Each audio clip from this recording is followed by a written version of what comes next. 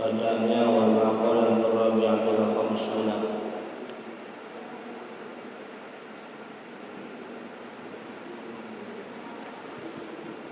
Bismillahirrahmanirrahim. Qala radhiyallahu anhu wal maqalatu ar-rabi'atu wal khamsuna qila al-ibadatu lillahi ta'ala hirfatun ay maksabun min kulli jihatin wa hanutuha al-khalwatu ay dukkanuha muhadatatu sirri ma'allahi ta'ala haitsu la ahada wa ra'su maliha at-taqwa ay aslu kulli ibadati siyanatun nafsi amma tastahiqu bihi al-uqubatu min fi'lin aw tarkin wa ribhuha al-jannatu ay darus sawabi wa ma fiha.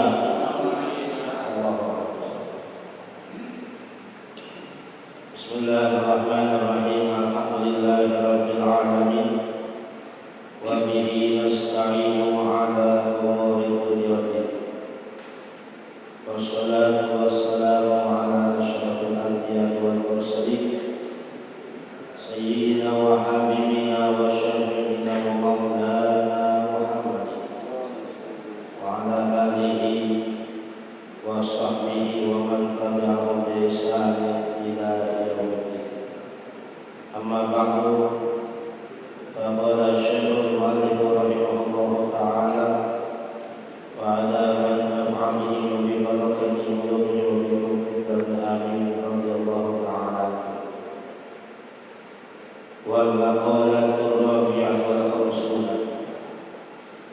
Ini adalah makalah yang ke-4 dan 50. Maksudnya yang ke-54.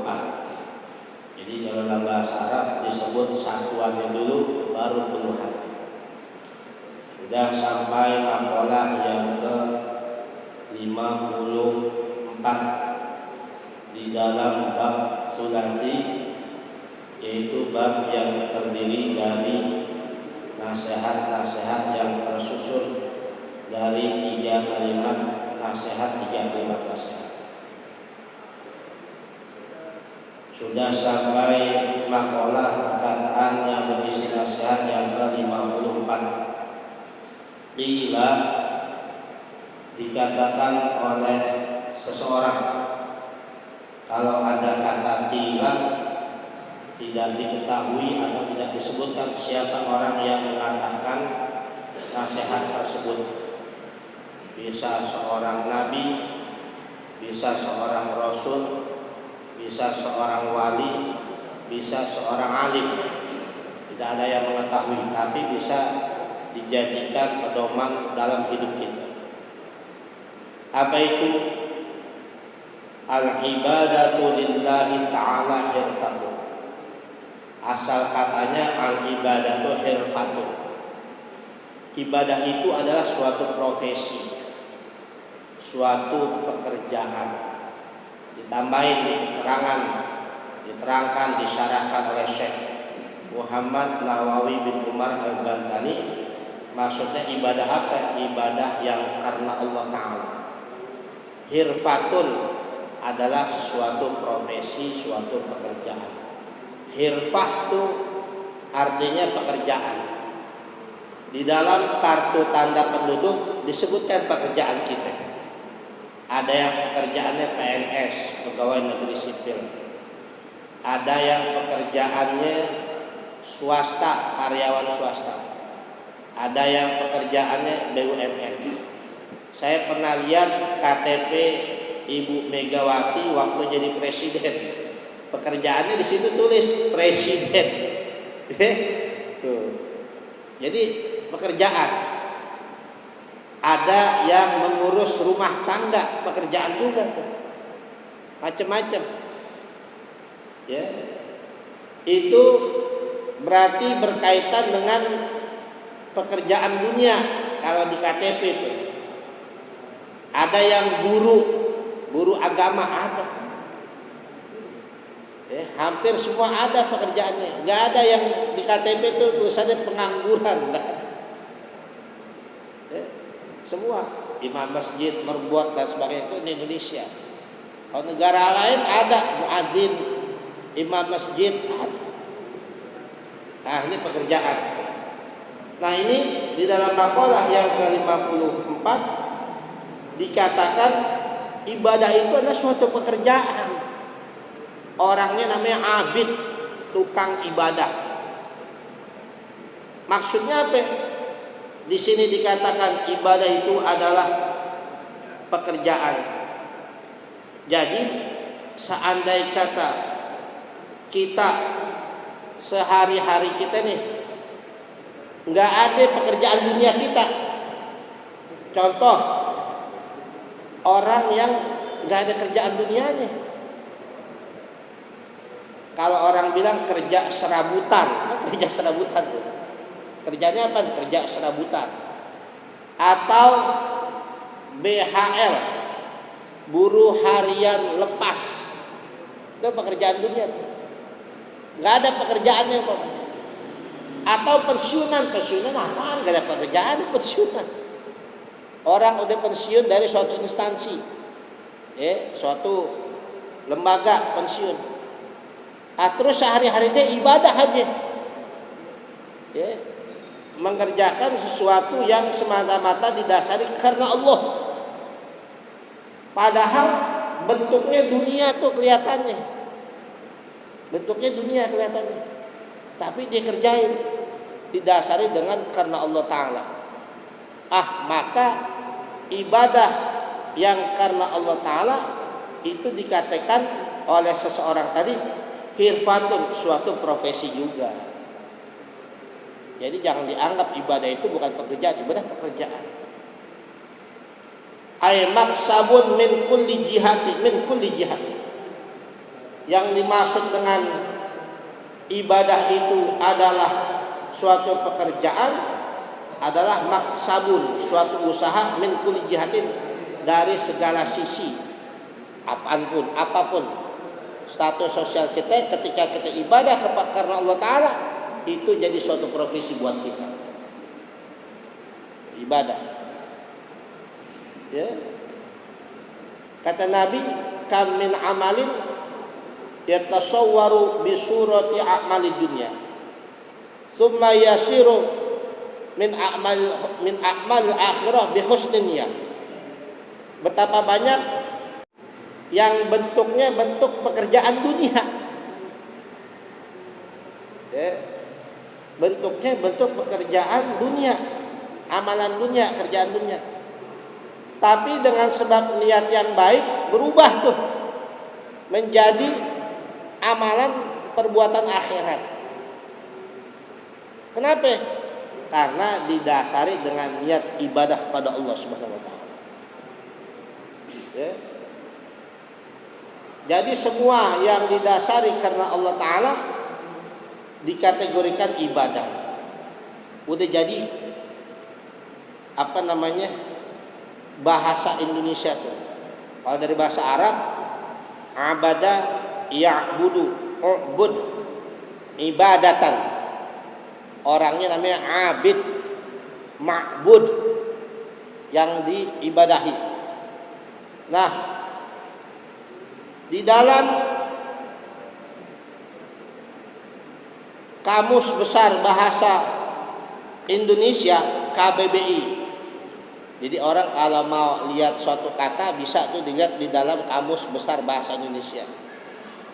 Ini diterangkan bahwa ibadat atau ibadah adalah sebuah kata yang diambil dari bahasa Arab. Ibadah, abada, ya'budu, ubud, fi'il madinya abada, fi'lun mudhari'unnya adalah ya'budu, fi'lu amrinnya adalah ubud, masdarnya ibadatan, isim fa'ilnya abidun, isim maf'ulnya ma'budun, isim makannya ma'badun. Ya. Ma'badun, isim zaman, makan. Nah, jadi begitu. Nah, kalau menurut Kamus Besar Bahasa Indonesia, ya, dalam terminologi itu bentukan kata. Ya, dalam bahasa Indonesia adalah perbuatan atau pernyataan bakti terhadap Allah. Perbuatan atau pernyataan bakti terhadap Allah atau Tuhan yang didasari oleh peraturan-peraturan agama. Itu ibadah namanya. Biasanya kita hanya membatasi ibadah itu ya hanya yang sifatnya akhirat, enggak. Ya. Semua yang didasari lillahi ta'ala, kata Syekh Nawawi, itu jadi ibadah. Ibadah yang itu hirfah, suatu pekerjaan juga. Kalau orang tukang sholat duha, tahajud, baca Quran, udah itu profesi. Emang dia begitu profesi. Atau orang kerjanya kantoran, atau kerjanya dagang, jadi ibadah juga kalau didasari karena Allah. Ya, ada di dalam kitab Ta'lim Ta'lim, ketika ditanya seorang faqih itu orang yang mengerti hukum-hukum agama, hukum-hukum syariat agama. Beliau menyusun tentang ya masalah perdagangan, perniagaan. Ketika ditanya, kenapa engkau tidak menyusun yang terkait dengan ibadah, tapi justru engkau menyusun kitab tentang jual beli? Kan jual beli sifatnya apa? Muamalah. Sifatnya kayak kerjaan dunia, jual beli, sewa menyewa. Tidak katanya.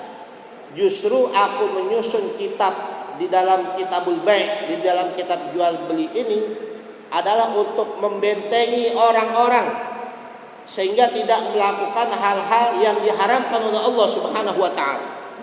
Jadi tahu tuh yang mana jual beli yang sah, yang mana jual beli yang fasah, yang mana yang harus dihindari dalam jual beli, yang mana yang wajib harus dilaksanakan dalam jual beli, sehingga dia terhindar dari hal-hal yang bisa menjerumuskan dia kepada siksa Allah Subhanahu wa taala. Itu namanya ibadah juga.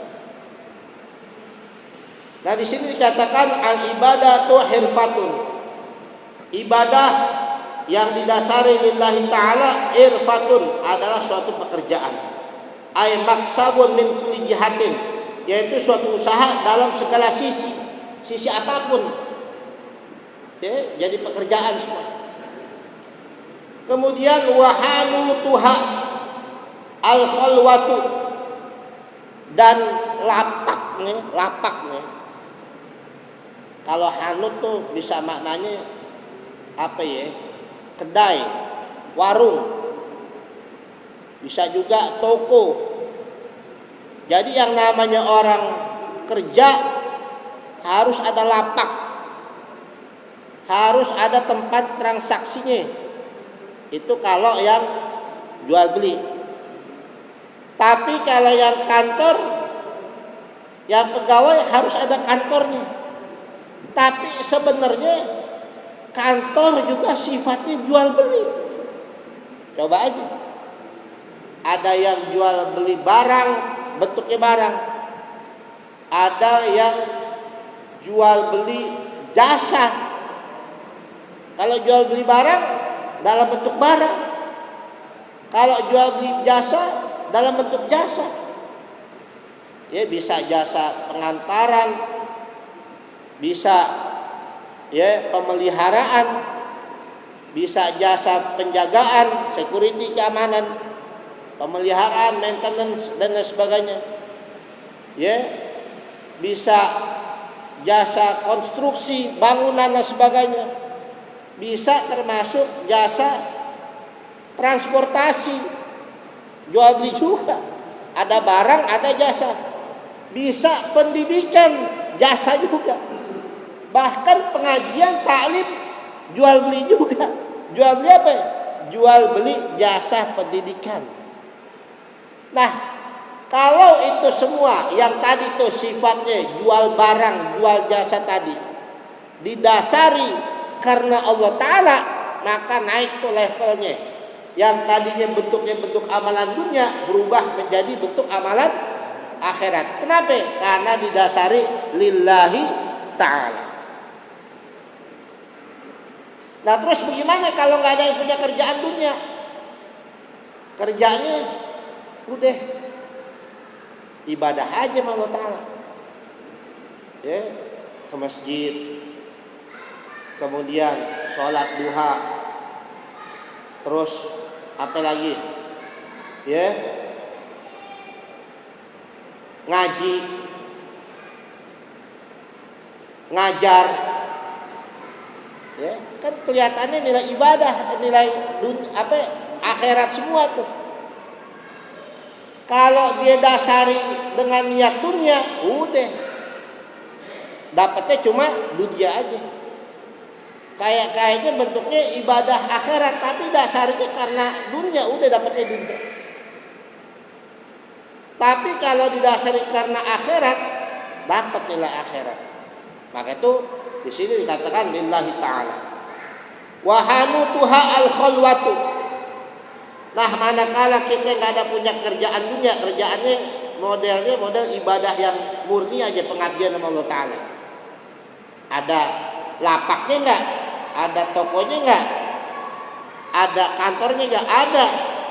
Di sini katakan wahanu tuha al khalwatu, ay dukanuha muhadatsatu sirri ma'allahi ta'ala haitsu la ahad. Tokonya buat orang yang tukang ibadah yang nggak punya pekerjaan dunia, ya semua nilainya akhirat aja.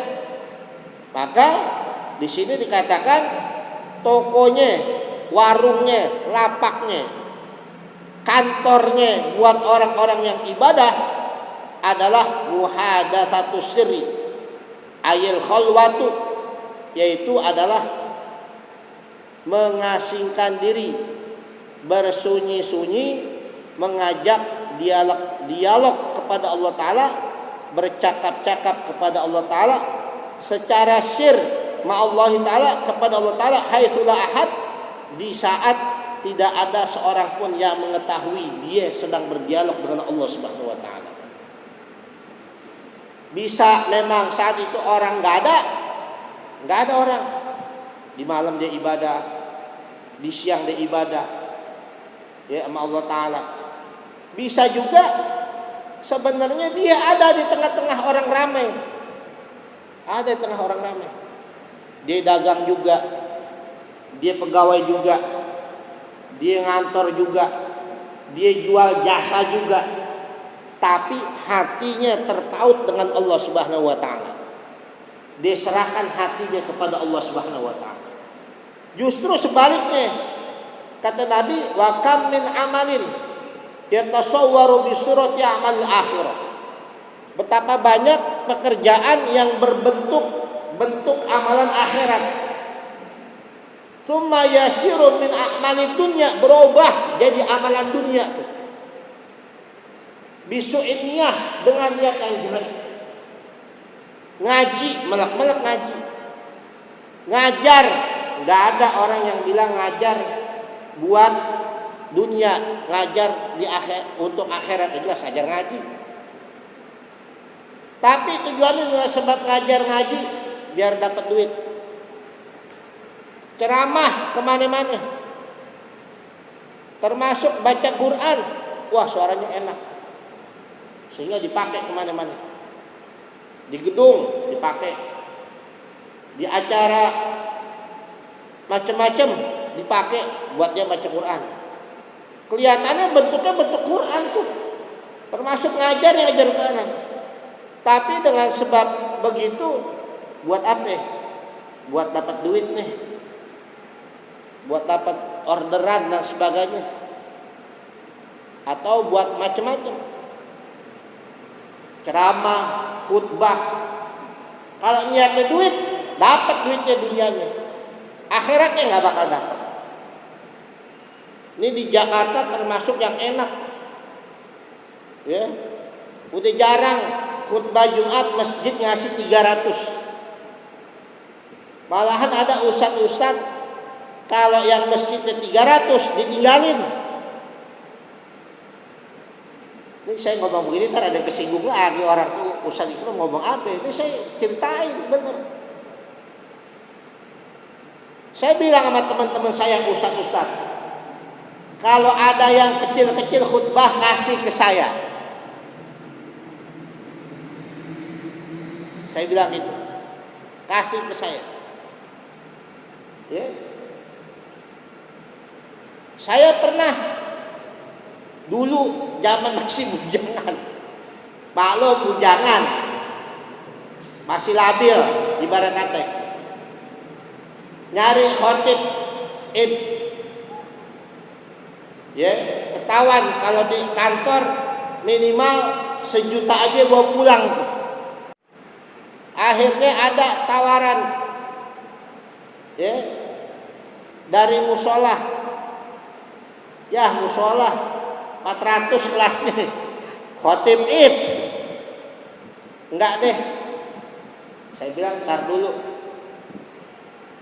ya ntar nih lagi nungguin. Sampai H-1 nggak ada tuh kantor yang undang saya. Itu zaman bujangan dulu, zaman Bangor masih. Akhirnya ya Allah, tuh tamparan buat kita. Akhirnya gimana? Akhirnya kesono kagak, kesini kagak, udah main takbiran ditelepon. Ini ngegantiin khotibnya sakit. Ya udah, dapat juga saya bilang. Di musola di gang. Begitu di gang musola, khotib, habis khotib tuh air udah naik di comberan, mau banjir. Pulang khotib udah merobok tuh keluar.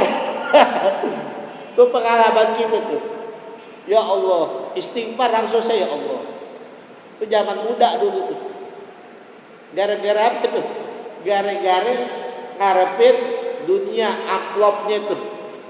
Akhirnya yang gede kagak. Udah sampai hari itu takbiran gantiin orang. Khotibnya sakit. Pulang kebanjiran lah. Masya Allah. Amplop 300.000. Ya Allah. Nah dari situ pelajaran tamparan buat kita tuh. Ya Allah. Jangan deh. Ya. Kalau di daerah apa lagi, Masya Allah. Di daerah-daerah, wah, parah. Ngajar madrasah sebulan 150.000, 200.000. Ya udah dijalani. Tapi masih bisa pada hidup tuh yang ngajar-ngajar 150, 200.000 dan sebagainya. Kenapa? Karena kuat lillahi ta'alanya tuh. Kalau enggak karena lillahi ta'alanya, bubar. Tuh. Ya. Udah begitu deh. Maka itu kita kalau kira-kira sesuatu dasari dengan lillahi ta'ala, lancar semua. Dagang dasari lillahi ta'ala, tujuannya buat nolong orang, biar orang tercukupi kebutuhannya. Bekerja tujuannya adalah untuk mencari nafkah buat anak istri dan menguntungkan perusahaan. Jangan sampai kita korupsi. Ya. Tadi saya ngirim paket surat dokumen ke Jawa Tengah, ke Kabupaten Semarang. Di tempat paket saya baca, siapapun pegawai yang bisa melaporkan penipuan intern artinya penggelapan di dalam perusahaan tadi, mendapatkan hadiah dari perusahaan 50 juta. Kenapa? Karena banyak orang sekarang udah kurang jujurnya. Sampai perusahaan menghadiahkan uang 50 juta tuh. Buat apa? Buat kalau ada karyawannya yang melakukan penipuan atau penggelapan di dalam perusahaan kurir tadi. Kan kalau kurir itu modalnya kepercayaan. Ada orang kirim barang berharga, kirim ini, kirim dokumen berharga yang gak ada nilainya, yang tak ternilai harganya. Kalau dia khianat, Masya Allah, sampai sebegitunya. Tapi kalau didasari dengan lillah, udah. Nah di sini dikatakan wahanu tuha al khalwatu aidukan wa muhadatus sirri ma Allah taala haitsul ahad. Tokonya, tempat jual belinya, tempat kerja kita itu adalah berbicara secara rahasia kepada Allah Taala sekira-kira orang nggak ada yang tahu. Artinya apa? Hati kita serahin sama Allah Taala. Kalau udah bicara yang hati kita serahin sama Allah Taala, udah kerja dimanapun enak, udah kerja dimanapun jujur, kita berada dimanapun bisa jaga amanah. Masya Allah. Nggak jaga amanah hancur. Apapun pekerjaan dia. Ya. Jangankan yang kerjaan umum, kadang di dalam rumah ibadah sendiri, kotak amal banyak yang hilang. Ya. Motor hilang, sandal apalagi sepatu Pak. Ya. CCTV udah ada, ini udah ada, ya Allah. Nah ketika kita merasa kita ibadah kepada Allah Ta'ala, serahin hati kita sama Allah Ta'ala, itu jual beli kita sama Allah Ta'ala. Ya. Jadi enak, nyaman kalau semua karena Allah.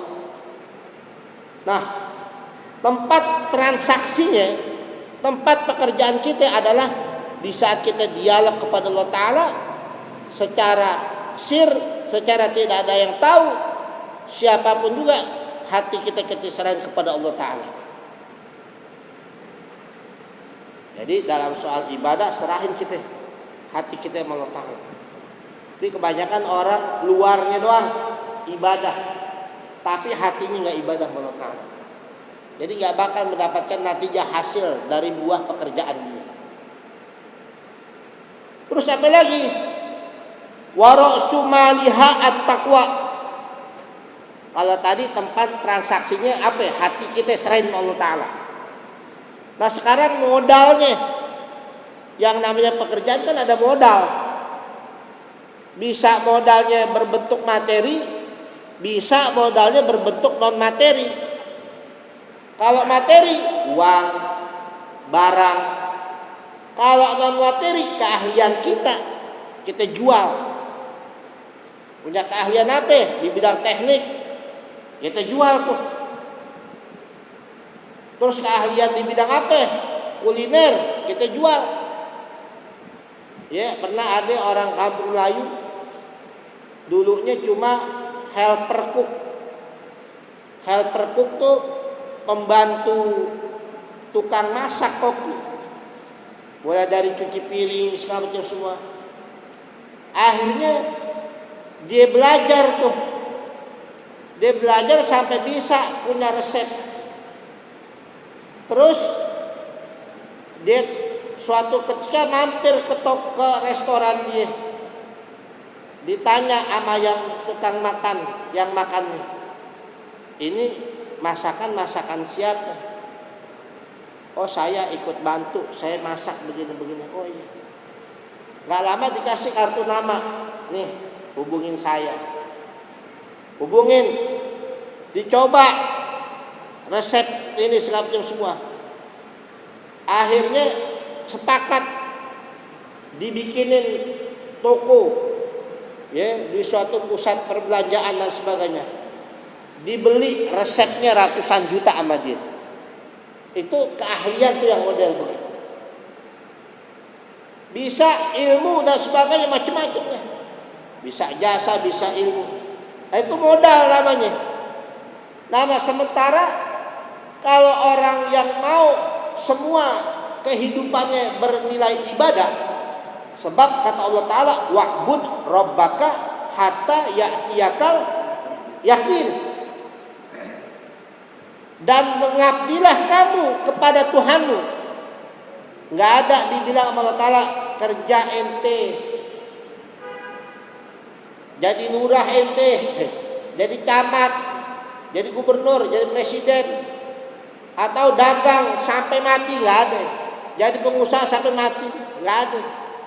Tapi yang Allah Ta'ala perintah wa'bud rabbaka, sembah Tuhanmu, hatta ya'tiyakal yakin, sampai datang kepadamu al yakin al maut, kematian. Kenapa kematian disebut yakin, keyakinan? Karena tidak ada suatu pun orang, apapun agamanya, apapun keyakinannya, tidak ada yang meragukan tentang kematian. Jadi kematian itu adalah suatu keniscayaan, suatu kepastian. Nah Allah Ta'ala perintah wa'bud rabbaka hatta ya'tiyakal yakin di dalam ujung akhir surat Al-Hijr ini. Dan sembahlah Tuhanmu.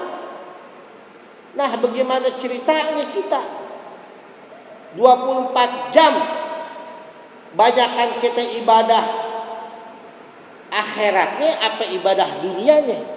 Coba deh hitung-hitungan. Ibadah di masjid paling lama sejam. Bener gak?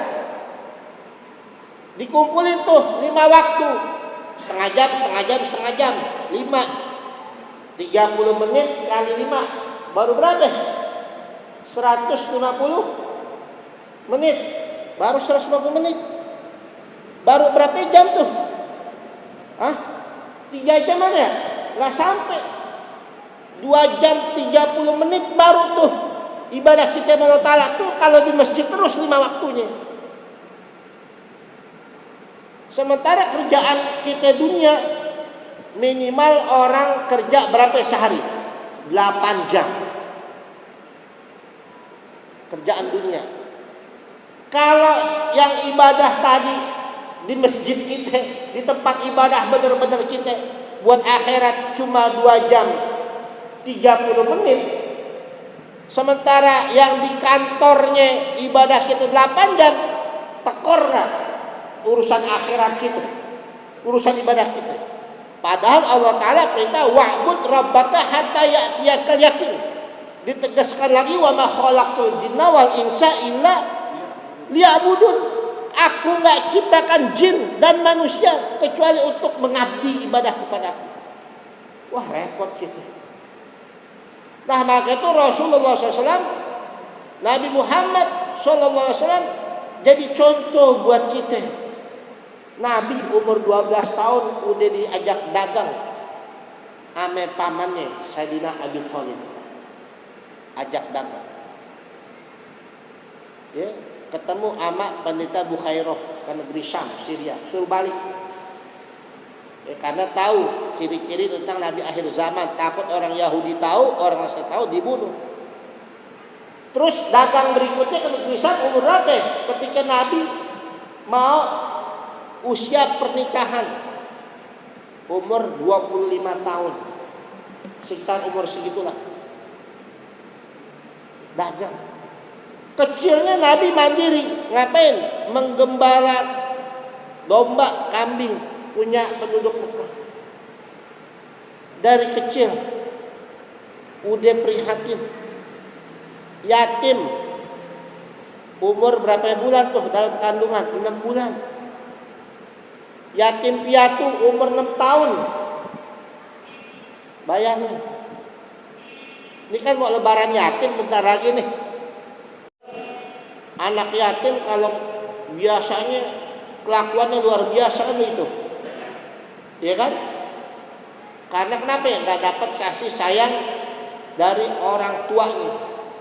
Nah, mesti kita rangkul tuh anak-anak yatim yang model begitu. Dengan apa? Dengan kita nasihatin, dengan kita santunin, dengan kita kasih bantuan, dengan kita kasih pengertian, dengan kita ceritain tuh tentang Nabi Muhammad SAW yang yatim piatu. Ada teman kantor saya, dia bilang saya umur 12 tahun udah yatim piatu kata gitu. Tapi alhamdulillah katanya, kita hidup prihatin, saudara-saudara yang ini alhamdulillah bisa sekolah sampai sarjana. Ada yang mulai begitu. Ya, kenapa? Karena tadi ya didasari dengan hati takwa kepada Allah Subhanahu wa taala. Nah, jadi begitu. Semua yang didasari dengan takwa kepada Allah taala, maka bisa kita mendapatkan keuntungannya. Jadi wa ra'su maliha, bekalnya adalah at-taqwa. Modal dasarnya tuh. Itu modal dasar kita tuh. Tadi ada yang pendidikan, ada yang jasa, ada yang barang dan sebagainya. Terus sampai lagi wa ra'su maliha, modalnya kalau didasari dengan nilai ibadah, apa modalnya? At-taqwa, modal takwa. Kita apapun pekerjaan kita kalau nggak didasar dengan takwa, bisa habis, bangkrut kita, modal dasar kita. Coba aja. Ya. Sekarang kita lihat kondisi keadaan. Ya. Udah ancur-ancuran bahasa kita. Kenapa? Nggak ada didasar dengan takwanya Allah Ta'ala. Maksudnya apa takwa? Takwa macam-macam. Nah, di sini kata Syekh Nawawi, modal dasar di dalam perniagaan kita, di dalam ibadah adalah aslu kullil ibadah syianatun nafsi amma tastahiqu bil uqubatu min fi'lin aw tarkin. Dasar setiap ibadah adalah menjaga diri dari segala sesuatu yang bisa menimbulkan mendapatkan siksa dari perbuatan ataupun dari meninggalkan larangan. Jadi kalau kita mau jadi nilai ibadah kita setiap waktu sehingga dapat tuh wa'bud rabbaka hatta ya'tiyakal yaqin. Sembah ya Tuhanmu, ibadah kepada Tuhanmu sampai datang kematian, sehingga kita semua dasari kehidupan kita ini dengan ibadah dengan karena Allah Ta'ala harus didasari dengan takwa kepada Allah Subhanahu wa Ta'ala. Maksudnya apa? Menjaga diri dari hal-hal yang bisa mengakibatkan siksa, baik dengan mengerjakan perintah atau meninggalkan larangan. Kita ngerjain perintah Allah, maka konsekuensinya, akibatnya adalah apa? Akibatnya adalah kita terhindar dari murka Allah dengan ngerjain perintahnya. Terus apa lagi? Menghindarkan larangan sama. Ketika kita menghindarkan larangan, meninggalkan larangan, mendapatkan penjagaan diri, menghindari diri dari hukuman yang akan diberikan kepada kita dari Allah Subhanahu wa Ta'ala. Nah, itu modal dasar. Nah, sekedar ini yang bisa saya sampaikan, ya, mudahan ada manfaatnya buat kita semua. Insya Allah nanti kita akan lanjutkan lagi, ya, tentang masalah ibadah itu sebenarnya adalah suatu pekerjaan. Dan kita dapat tuh tempat transaksinya, tempat pekerjaannya, kantornya, tokonya adalah menyerahkan hati kita dengan kita dialog sama Allah Ta'ala. Sekira-kira nggak ada segala sesuatu yang tahu tentang kita, menyerahkan segala sesuatunya kepada Allah. Terus apa lagi? Modal dasarnya adalah takwa kepada Allah Ta'ala, yaitu menjaga diri dari segala hal yang bisa menyebabkan siksa, hukuman, baik dengan melaksanakan perintah, mengerjakan perintah, ataupun dengan meninggalkan larangan. Nah, keuntungannya apa? Insya Allah akan saya terangkan pada pertemuan yang akan datang. Sampai di sini, wallahu a'lam bishawab. Rabbi zidni ilman warzuqni fahman. Al-Fatihah. Bismillahirrahmanirrahim. Alhamdulillahirabbil alamin arrahmanir rahim maliki yaumiddin. Iyyaka na'budu wa iyyaka nasta'in. Ihdinas siratal mustaqim. Siratal ladzina an'amta 'alaihim ghairil Bismillahirrahmanirrahim. Alhamdulillahirabbil alamin. Allahumma shalli wa sallim ala Muhammad wa ala Muhammad. Rabbana anfa'na bima 'allamtana. Rabbi 'allimna alladhi yanfa'una. Allahumma zidna wa la tanqusna wa akrimna wa tuhinna wa 'afina wa la tahrimna wa akhirna wa la tughfir 'alaina wa ardina wa ruja'na. Allahumma nas'aluka bihamdika wa bi nabiyina wa ba'daha wa ihina 'alaina wa la